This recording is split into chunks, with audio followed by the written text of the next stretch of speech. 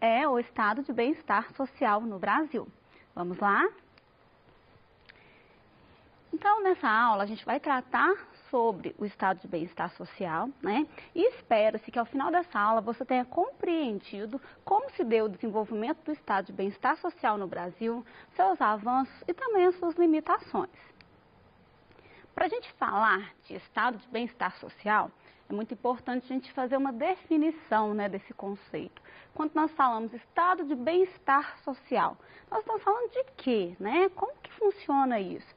A própria palavrinha, ela já nos dá aí alguma ideia, né? Bem-estar social, né? Então, a gente entende que é o estado que promove um modo de vida, né? Uma situação para a sociedade de bem-estar mesmo. Então, é um estado que ele vai interferir para que a sociedade viva de uma maneira melhor, né, mais plena, que tenha acesso a mais direitos.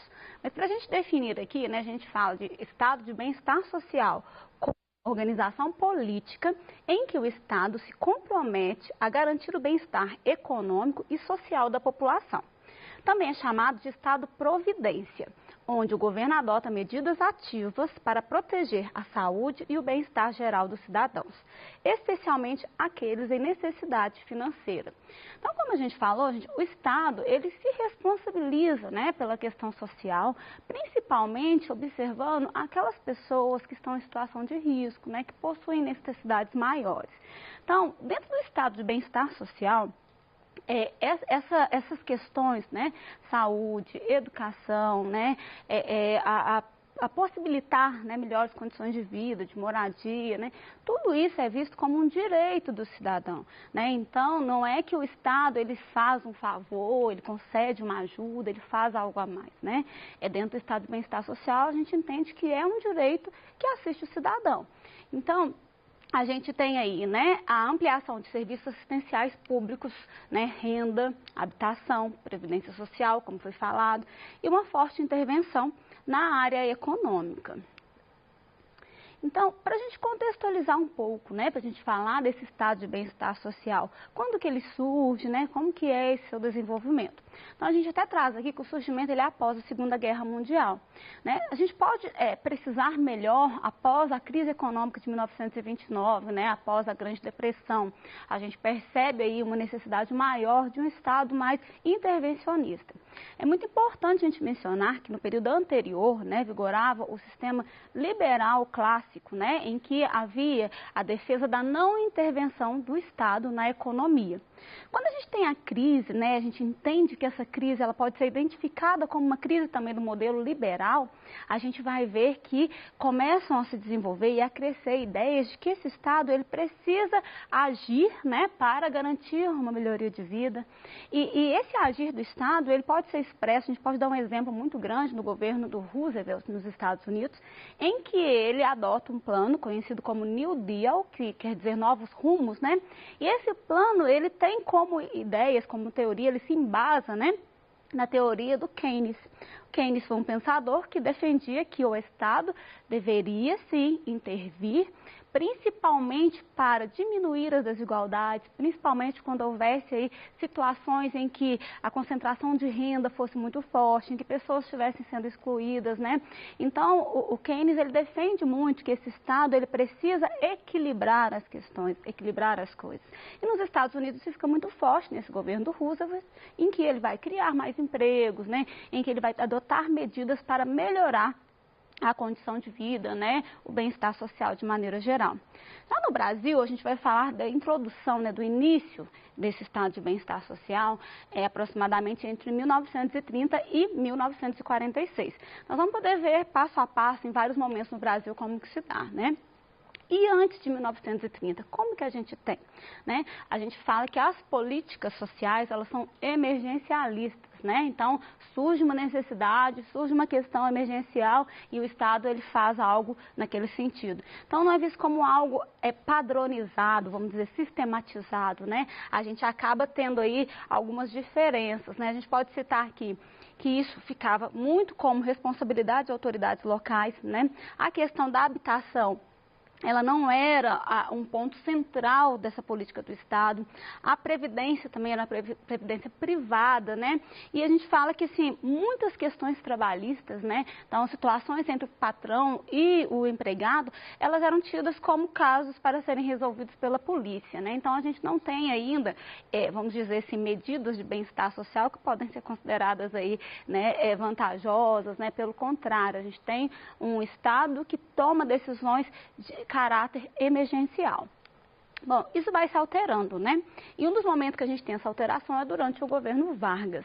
No governo Vargas, né, que vai de 1930 até 1945, a gente percebe mudanças, né, que caracterizam aí, típicas desse estado de bem-estar social. Então, por exemplo, inovações no sentido de garantias do trabalho, né, de garantias sociais, né, como a previdência. A gente vai ter nesse período aí, ó, o desenvolvimento do Instituto de Aposentadorias e Pensão, né? O Instituto Nacional de Previdência Social, que a gente vai ter também, e um passo muito importante é a consolidação das leis de trabalho. Então, são medidas que vão permitir aí, né, uma melhor condição de trabalho, melhor acesso aí a esses direitos sociais durante o governo Vargas.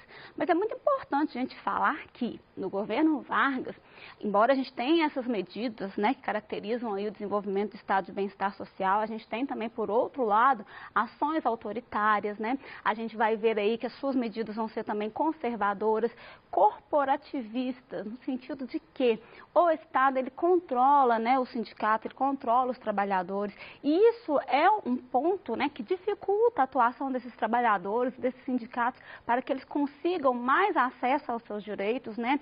Então há uma limitação muito grande da organização dos trabalhadores durante esse período, e a gente tem aí uma preocupação muito grande do estado de bem-estar social durante o governo Vargas aí, com a questão da continuidade, da estabilidade da produção. Então não é uma preocupação só com o trabalhador, mas uma preocupação também em manter a ordem, né, em manter o controle, em fazer com que as indústrias elas, né, caminhem aí de uma maneira mais tranquila, vamos dizer.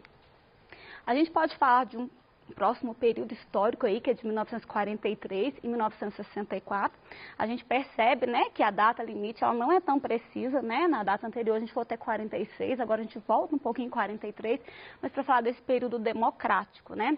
Nesse regime democrático a gente vai ter novas regularizações, né, regulamentações, melhor dizendo, aí na Previdência Social.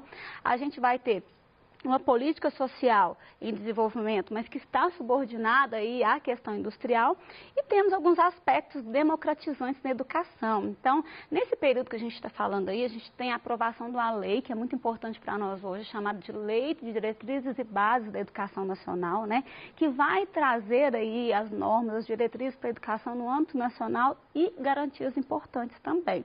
Então, a gente percebe que há um avanço no Brasil, esse estado de bem-estar social, né? Embora a gente saiba que também continuamos com algumas limitações. Em 1964, nós temos no Brasil o início aí dos governos militares, né, da conhecida ditadura militar.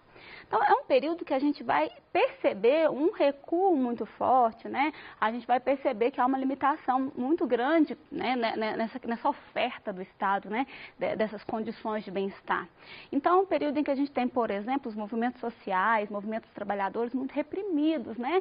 Porque há aí um controle muito grande do Estado com relação a esses movimentos.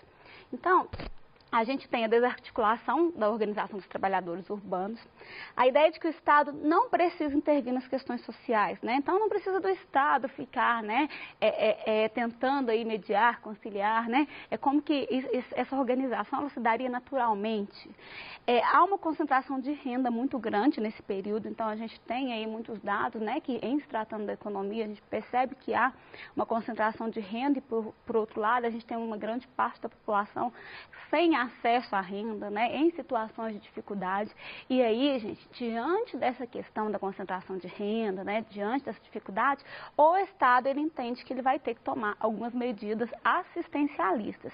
Então, durante o período aí da ditadura militar, apesar de toda essa limitação que a gente tem, né, todo esse autoritarismo aí, da falta de voz, inclusive, dos trabalhadores, a gente tem um Estado que ele é forçado a refletir sobre as questões devido à situação, né, de baixa renda, de marginalização. Então, algumas medidas elas vão ser tomadas durante esses governos militares.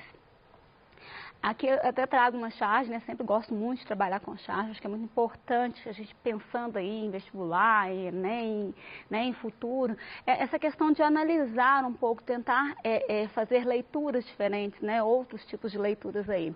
Então aqui na charge a gente tem um trabalhador, ele está diante de um calendário, né? E ele está se perguntando, né? Ele pensando que ele não sabe por que ele sempre se confunde quando trata de 1º de abril e 1º de maio, né? Então, 1º de abril, dia da mentira, 1º de maio, dia do trabalhador. Mas ele nunca sabe, né? Qual que é qual, porque ele está, a charge, ela faz uma crítica e nos remete à ideia de que muitas vezes promessas que são feitas ao trabalhador, mudanças que são esperadas, né? Elas acabam sendo uma mentira. Então ele nunca sabe se hoje é o dia, por exemplo, do trabalhador, como diz ele, ou se é o dia da mentira, já que não se aplica muito àquilo que é prometido, ou àquilo que é desejado, né?